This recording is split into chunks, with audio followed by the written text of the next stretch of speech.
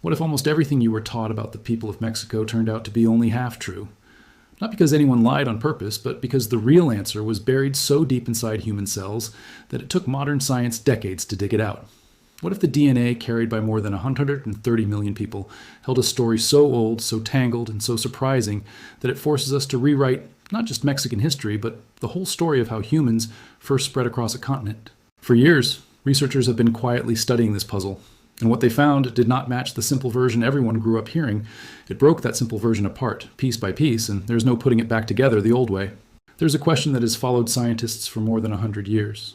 A question that rarely gets asked directly in public conversation.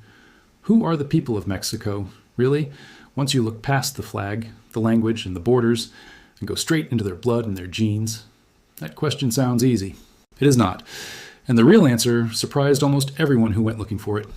For a long time, the story taught about Mexico was neat and tidy.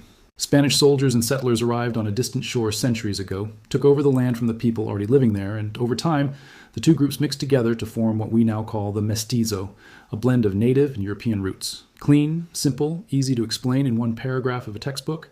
That was the story repeated in classrooms for generations. Three groups flowing together, Indigenous, Spanish, and African, into one identity. Basic math, basic history. But that story left out too much. And when something important is left out, people stop asking questions, because the incomplete version already feels believable. When scientists finally pointed modern genetic tools at the Mexican population, the results caught almost everyone off guard. Start with mitochondrial DNA, the genetic material passed only from mother to child, generation after generation. When researchers studied this maternal line across thousands of samples collected from every part of the country, they found something that did not match the mixed identity story at all. Close to 90% of maternal ancestry traced back to the original indigenous peoples of the Americas. Not 60%, not 70%, close to 90%. Through the mothers, through the grandmothers and great-grandmothers stretching back through time, the population of Mexico is not evenly split between Europe and the Americas. It is, at its biological core, overwhelmingly indigenous. The European share of that maternal lineage turns out to be small, almost a footnote. That single discovery alone was enough to force scientists to rethink the whole framework they had been using. But that is only the first layer, and the story becomes far more complicated from here. Genetics does not tell one single story about a population. It tells several stories at once, and in Mexico, those stories pull in almost opposite directions. Now look at the Y chromosome, the piece of genetic material passed only from father to son. The picture that shows up here is nearly the reverse of what the maternal line revealed. Among Mexican mestizos, paternal ancestry comes out roughly 65% European, around 30% indigenous, and a small remaining share African. Think about what that actually means. Through the mothers, the ancestry is almost entirely indigenous. Through the fathers, it swings heavily European. Two very different histories, one living inside a single population, recorded in two separate parts of the human genome. This is not a smooth, even blend. It looks more like a collision, an uneven and forceful meeting between two very different worlds, and that meeting left a mark that has been passed down through every generation since. Scientists have a name for this pattern, and they did not choose it casually. They call it the colonial encounter because the genetic evidence lines up with what actually happened on the ground. Spanish men did not simply settle down and build families with indigenous women through some gentle, balanced process. The genetic record points to something much harsher, a massive and lopsided demographic shift. Large numbers of European men had children with indigenous women, and that imbalance is exactly why the paternal and maternal lines of ancestry look so different today. European men passed down their Y chromosomes. Indigenous women passed down the mitochondrial DNA. The result, generations later, is a population whose genome literally carries two separate histories, one from each side. This is not a random mix. It is history preserved in molecular form. To really understand where this story begins, you cannot start with the year 1519 and the arrival of Hernán Cortés. You have to go back much, much further, tens of thousands of years further, to a time before Mexico existed, before the Americas as we think of them existed, when the entire Western Hemisphere had no human beings in it at all. You have to go back to Siberia. Genetic studies have shown that indigenous Mexican populations share deep ancestral ties with groups in northeastern Asia, a connection that traces directly back to the very first humans who ever set foot on American soil. The distant ancestors of people who would one day become the Maya, the Aztec, the Zapotec, the Mixtec, and the Nahua all began their journey somewhere in Asia. They crossed into North America over a land bridge that once connected Siberia to Alaska, a stretch of land now underwater, but exposed during the last ice age when ocean levels were far lower than today. That crossing is often called Beringia. The people who made that journey were not thinking about discovering a new world. They were following herds of animals. They were trying to survive. And without knowing it, they were starting a chain of migration that would eventually give rise to every major civilization that rose and fell across the Americas for the next 15,000 years. Genetic studies of Y chromosome data from native Mexican populations confirm the southward journey through Beringia, showing direct genetic ties to indigenous groups in south-central Siberia and in Canada. The genetic markers line up almost perfectly. The same lineage groups found in indigenous Mexican DNA today also appear in populations from northeastern Asia. This is not speculation. This is physical evidence sitting inside the chromosomes of millions of people living right now in small mountain villages, in the middle of Mexico City, in farming communities across Chiapas. They carry a piece of Asia inside them, and they always have.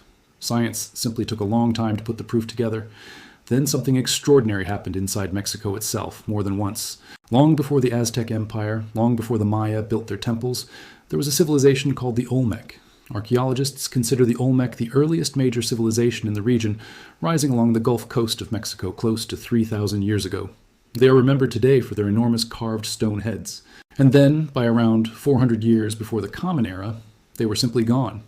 Here is the detail that has puzzled scientists for decades. When researchers look for a genetic trace of the Olmec today, they find almost nothing. No clear Y chromosome signature, no clear mitochondrial DNA marker that can be tied back to them specifically. The civilization that laid the groundwork for everything that came afterward, that shaped the art, architecture, and religious ideas, later carried forward by the Maya and the Aztec, seems to have left no genetic fingerprint that scientists can clearly trace. What does that mean? It means that right at the root of Mexican civilization, at its earliest known layer, there is a genuine mystery. Archaeologists can point to where the Olmec lived. They can show you the massive heads they carved out of stone. But with today's tools, no one can say for certain where these people originally came from or where their descendants ended up. That is not a small detail to skip over. It is a foundational gap sitting at the very base of Mexican identity. And this is where the story stops, being just an interesting puzzle for scientists, and starts becoming something with real, everyday consequences, especially in medicine, and how diseases are diagnosed and treated for hundreds of millions of people. One of the largest genetic studies ever carried out outside of Europe, based in Mexico City, sequenced the genomes of close to 150,000 adults. It confirmed this complicated mixing patterns already described, but it also uncovered something with real medical weight. The Indigenous American segments of the genome showed less overall genetic variation, but a higher rate of certain rare gene variants that, when inherited from both parents at once, can shut a gene down entirely.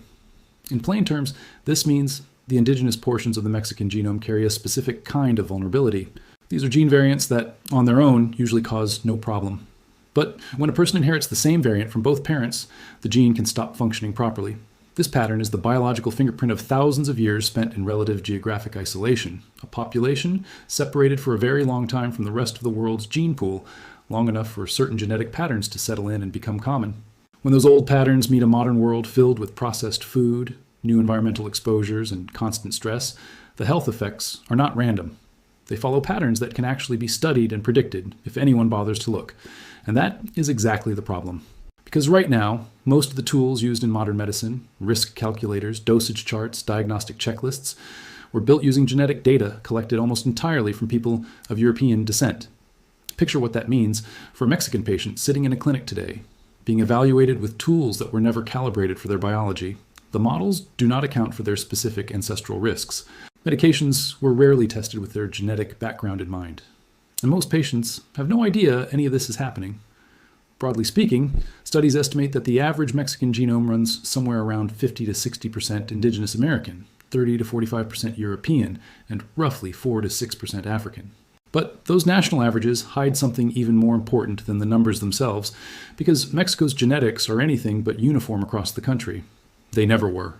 Mexico contains many different genetic realities stacked on top of one another, shaped by geography, altitude, colonial history, and ancient migration patterns that predate the arrival of Europeans by thousands of years. Some indigenous groups from different regions are genetically as distinct from one another as Europeans are from East Asians, a sign of ancient population structures that have stayed intact for a very long time. In the southern and southeastern parts of the country, places like Oaxaca and Chiapas, indigenous ancestry regularly reaches 70 to 90%.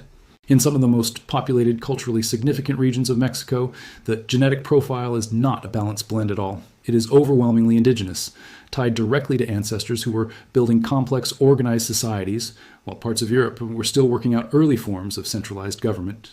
Meanwhile, in northern and western Mexico, European ancestry tends to run noticeably higher, sometimes reaching 50 to 60% of the genome. So within one country, under one flag, there are populations whose genetic backgrounds differ from one another almost as much as populations from entirely different continents, and all of them are simply called Mexican. That fact alone is one of the most important and most overlooked parts of this entire story. There is still another layer here, because the African part of Mexican genetics is possibly the most historically overlooked piece of the puzzle. During the colonial era, enslaved Africans were brought to Mexico, especially through coastal regions like Veracruz and Guerrero, and they left behind a real, measurable genetic legacy. These communities, sometimes called Afro-Mexican, sometimes referred to as the third root of Mexican heritage, were for most of the country's history left out of the official story. Not just socially ignored, but often left uncounted in census records for generations. Their contributions to Mexican food, music, and daily life went largely unacknowledged until fairly recently. But DNA does not forget. When researchers studied coastal Mexican communities specifically, the African genetic signal showed up clearly, sometimes reaching close to 9% in certain populations along the Guerrero and Veracruz coasts. These are not faint traces. These represent real communities of people whose ancestry connects directly back to West Africa, to the forced crossing of the Atlantic, to survival against enormous odds. Their biological story is now finally being documented in a way their historical story rarely was. But here is where things get even more complicated, because this is no longer just a matter of scientific curiosity. The question of Mexican genetic identity has, in the 21st century, become a politically loaded topic. And politics, as it often does, tries to simplify what science has shown to be genuinely complex. In political conversations, especially in the United States, the word Mexican often gets treated as a single, simple category, defined by language, nationality, or immigration status. But genetics has revealed something no political label can capture. The tens of millions of people of Mexican descent living outside of Mexico carry some of the most genetically varied backgrounds of any group in the world. They descend partly from ancient Siberian migrants, partly from Iberian settlers, partly from West African ancestors, and partly from a dozen or more pre-Columbian civilizations that are genetically distinct from one another. They do not fit neatly into one box. They never did. Any policy or health system that treats this population as a single uniform group is working from a scientific mistake. There's a common misconception, especially outside Mexico, that treats the country's population as genetically uniform, largely because of a broader habit of lumping Mexicans, or Latinos more generally, into one single category. That mistaken assumption has real consequences that go beyond politics. It shapes how medical research gets funded. It shapes who gets included in clinical trials. It shapes which diseases receive serious study and which get overlooked. It shapes who receives an accurate diagnosis and who does not. This is not just a social misunderstanding. It is a public health issue, and researchers have been raising the alarm about it for years. Findings from studying Mexico's European and African genetic contributions turn out to matter far beyond Mexico itself, offering insights relevant to human populations more broadly. Recognizing just how genetically diverse Mexico really is matters for building medical science that works fairly for everyone. In careful academic language, scientists are essentially saying the current system is not working, that modern medical tools are letting down hundreds of millions of people because their genetics have never been studied with the attention they deserve. Now think about the sheer scale involved here. Mexico is home to more than 130 million people, with another roughly 37 million people of Mexican descent living in the United States, plus millions more spread across Canada, Europe, and the rest of Latin America. The large genome study based in Mexico City was designed specifically to build a genetic reference resource useful not only within Mexico, but also for the United States, where the majority of the Hispanic and Latino population traces its roots back to Mexico. In other words, this genetic research will not just help people in Mexico. It stands to reshape the scientific understanding of Latin American genetics across the entire hemisphere, providing crucial reference data for drug development, disease risk models, and personalized medicine for populations that have long been left out of the databases powering modern healthcare. But underneath every statistic and every percentage, there's a deeply human story here too. It is the story of people who crossed a frozen land bridge out of Asia into an empty hemisphere, who spread out across two continents over thousands of years, who built pyramids still standing today, who developed calendar systems remarkable for their precision, and who first cultivated crops like corn, cacao, chili peppers, tomatoes, and avocados, foods that now feed people all over the planet. It is the story of civilizations rising one after another: the Olmec, the Maya, the people of Teotihuacan, and the Aztec, each one building on the foundation left by those who came before. And the genetic legacy of these civilizations did not stay contained within Mexico's modern borders. Mitochondrial lineages linked to the Maya and to the people of Teotihuacan can still be found today in indigenous communities as far away as the Arctic and as far south as Chile and Argentina. That means the ancestral roots of Mexico's early civilizations stretch across almost the entire length of two continents, from the far north down to the southern tip of South America. In a very real biological sense, this is not a story confined to one region. It is closer to the ancestral heart of an entire hemisphere. Then the conquest arrived, and everything changed abruptly. The Spanish brought soldiers and missionaries, but they also brought diseases that the Americas had never encountered before. And the resulting collapse in population is considered one of the worst demographic disasters in human history. Communities with no natural immunity to smallpox, measles, typhus, and influenza were devastated on a scale that is difficult to fully grasp. Some estimates suggest that between half and nearly all of the indigenous population of Mesoamerica died within roughly a century of first contact with Europeans. Tens of millions of lives lost. Entire languages disappeared. Whole genetic lineages simply ceased to continue. The genetic diversity that had developed over 15,000 years of relatively isolated evolution was suddenly and violently compressed within only a few generations. That trauma is written permanently into the DNA of people living in Mexico today, visible in patterns of relatedness and in specific genetic markers that act almost like fossils left behind by a population bottleneck. Large-scale genome studies have documented exactly this kind of pattern, evidence of a population that was catastrophically reduced in size and then slowly rebuilt from a much smaller surviving group. This is what a demographic catastrophe looks like when it is written into the genome, not as a metaphor, but as a literal biological record. And its effects did not stop 5 centuries ago. They ripple forward into today's clinics and hospitals, where patient genetics are still being interpreted using tools that were never built with this history in mind. Yet the story is not simply one of loss. One of the more striking findings from recent research concerns not the distant past, but what is happening right now across current generations. Researchers have found that more recently collected samples from the Mexican population tend to show an even stronger indigenous genetic signal compared to older samples. Far from fading away, indigenous ancestry appears to be holding steady, or even becoming more prominent in many parts of the country. The assumption that globalization would slowly blend everyone into one undifferentiated genetic average simply does not match the evidence. The genetic identity shaped over 15,000 years of history in the Americas has proven to be remarkably persistent, having survived epidemic disease, forced religious conversion, and centuries of attempts to erase indigenous identity from both official records and public culture. And it remains fully present today, measurable at the cellular level, in the one place no policy or propaganda can ever fully reach. This persistence carries real medical weight too. Indigenous Mexican genetics are not simply a marker of ancestry sitting quietly in the background.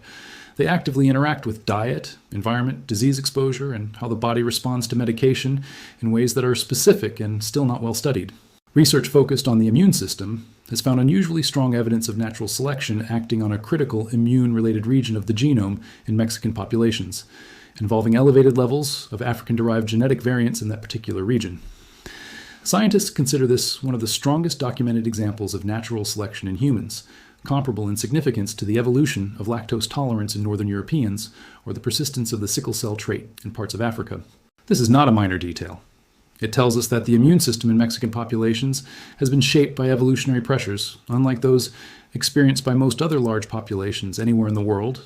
A unique combination of indigenous American, European, and African genetic influences responding to the specific disease environments of Mesoamerica, the colonial period, and the present day. And yet, despite all of this, Mexican populations remain badly underrepresented in the global genetic databases that shape modern medicine. The reference data used for assessing disease risk, prescribing medication, and advancing personalized treatment is still built largely around European genetic profiles, leaving out the genetic complexity of well over 130 million people in Mexico and tens of millions more across the broader Mexican diaspora. Every single day, medical decisions are made using tools that were never designed with these patients in mind. Every day, research findings get published and treated as universal truths about human biology, when, in a very real technical sense, they describe European biology specifically, mistakenly generalized to apply to everyone else. This is the real center of the story, not just the fascinating ancient DNA, Not just the surprising ancestry percentages, not just the genetic traces of the Olmec and the Aztecs still present in people today. The real story is the gap, the distance between what science now understands about the genetic complexity of the Mexican people and how little of that understanding has actually made its way into global medical and research systems. That gap is not abstract or theoretical. It leads to real misdiagnoses. It leads to medications that behave differently, sometimes less effectively, in populations whose genetic makeup was never part of the original research and testing process. The good news is that this is beginning to change.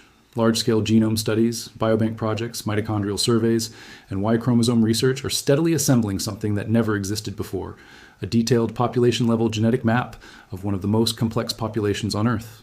That map is going to influence medicine going forward. It is going to push for updated clinical guidelines, updated risk models, and updated approaches to prescribing medication. It is going to bring visibility to groups that have been overlooked for 5 centuries: the indigenous mothers, the descendants of colonial-era unions, the Afro-Mexican coastal communities, the northern mestizo populations, carrying largely Iberian Y chromosomes, and the southern communities whose maternal lineages trace back, unbroken, to the ancient Zapotec world. All of them finally earning a place in the scientific record that has been owed to them for a very long time. But we are not there yet, and this is the part worth sitting with. The question of who the Mexican people really are, genetically and historically, is not being settled only in research labs. It is also playing out in political debates, cultural conversations, immigration policy, pharmaceutical development, university admissions decisions, and in the quiet personal reflections of millions of individuals simply trying to understand their own roots and what that history might mean for their health and their future. And most of these conversations are happening without access to the very information science has worked so hard to uncover. What happens when a population of hundreds of millions finally gets a clear look at itself through the lens of genetics? What happens when the story of conquest becomes understood not only as a historical event, but as a biological one, with consequences still playing out today? What happens when the overwhelming indigenous genetic majority within Mexico can no longer be politically brushed aside because it is now documented in hard scientific data? What happens when medical systems can no longer rely on tools calibrated for European populations, while treating a group whose immune system, metabolism, and genetic architecture developed along an entirely different evolutionary path? Nobody has fully answered those questions yet. Right now, the science is moving faster than policy. The biology is moving faster than the politics. And the gap between where the research stands and where public understanding sits is closing far too slowly. The people of Mexico were never quite who the simple version of history made them out to be. They are older, more layered, and more genetically complex than any single narrative could ever fully capture. And the next chapter of this story, how medicine responds, how identity gets reconsidered, how long-overlooked histories finally get their due recognition, has not been written yet. The real question now is who gets to write it, and whether the rest of the world is finally ready to actually read it,